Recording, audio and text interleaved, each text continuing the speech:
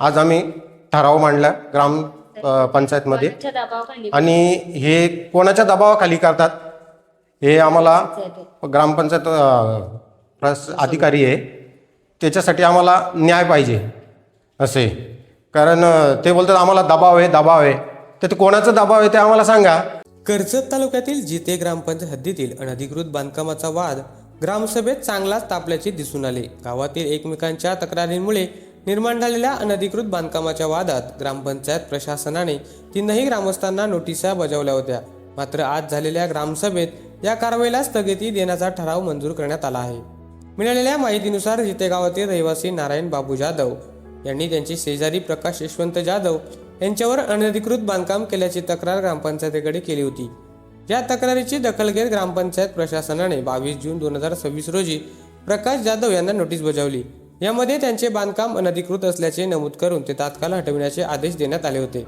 प्रतिदाखल म्हणून प्रकाश यशवंत जाधव यांनी देखील नारायण बाबू जाधव आणि प्रदीप वळकू जाधव यांनी केलेले बांधकाम अनधिकृत असल्याचे सांगत ग्रामपंचायतीकडे तक्रार केली।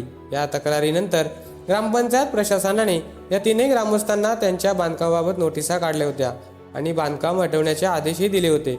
मात्र ग्रामपंचायत प्रशासनाकडून पोलीस बंदोबस्तमध्ये प्रकाश यशवंत जाधव यांच्यावर एकतर्फी कारवाई करण्याची योजली होती। या कारवाईवर प्रकाश जाधव यांनी आक्षेप घेतला असून माझ्या एकट्यावरच कारवाई का की ग्रामपंचायत प्रशासन कोणाच्या दबावाखाली काम करत आहे ते त्यांनी स्पष्ट करावे असा गंभीर आरोप ग्रामपंचायत प्रशासनावर त्यांनी केला आहे।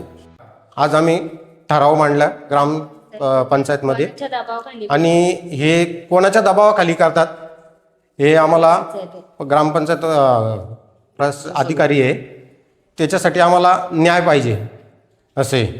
कारण ते बोलतात आम्हाला दबाव आहे तर ते कोणाचा दबाव आहे ते आम्हाला सांगा।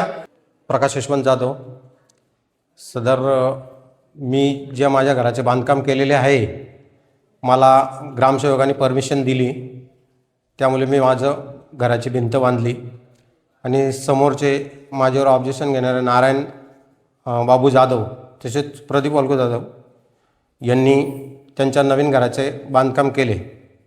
कुठलीही परवानगी न घेता त्यांनी बांधकाम केलेले आहे आणि मी जेव्हा माझे बांधकाम केले तेव्हा त्यांनी मला अडथळा आणला का तुझं बांधकाम अनधिकृत बांधकाम असल्यामुळे ते माझ्यावर नोटीस काढली त्यांनी तोडण्यासाठी।